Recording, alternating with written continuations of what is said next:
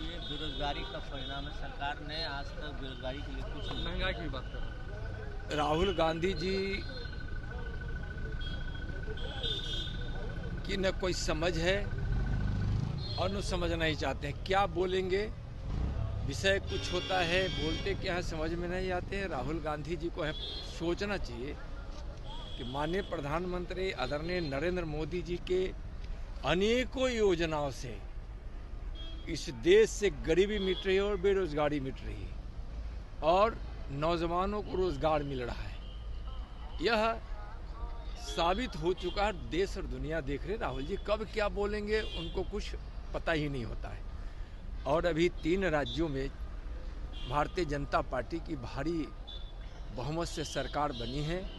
माननीय प्रधानमंत्री जी का और भारतीय जनता पार्टी की यह सोच सबका साथ और सबका सम्मान कि आज तीनों राज्यों में जो मुख्यमंत्री बने हैं अनुसूचित जनजाति समाज, वंचित समाज से, आज पिछड़ा वर्ग से और सवर्ण वर्ग से, आज यह भारतीय जनता पार्टी की नीति को दर्शाता है।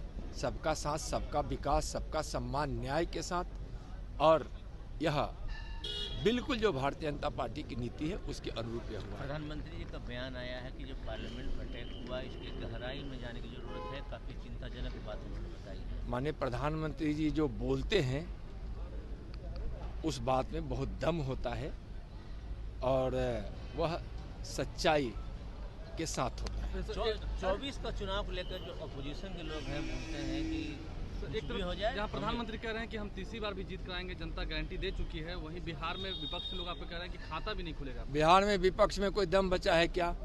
आप देखे होंगे माननीय प्रधानमंत्री जी तीसरी बार प्रधानमंत्री बने, इसके लिए इस देश की जनता कमर कस ली है और चल पड़ी है माननीय प्रधानमंत्री जी को तीसरी बार भारी बहुमत से, यानी पिछली बार से भी ज्यादा सांसद देकर, बहुमत देकर प्रधानमंत्री बनाने के लिए। इस देश का भरोसा, इस देश का विश्वास माननीय मोदी जी पर है। 350 से भी ज्यादा। और विकास के भगीरथ हमारे माननीय प्रधानमंत्री जी है, जिनके प्रयास से, भगीरथ प्रयास से विकास की गंगा घर घर, जन जन, गांव गांव, शहर शहर पहुंच रही है। गरीबों के जीवन में उत्थान हुआ है, खुशियां पहुंची। आज हर वर्ग, हर समाज और देश के कोने कोने, गांव गांव, शहर शहर के लोग तक जो विकास पहुंच रहा है और जो विश्वास लोगों के मन में आया है, इससे माननीय प्रधानमंत्री जी की लोकप्रियता भी बढ़ी है और देश आत्मनिर्भर बनने की ओर भी है।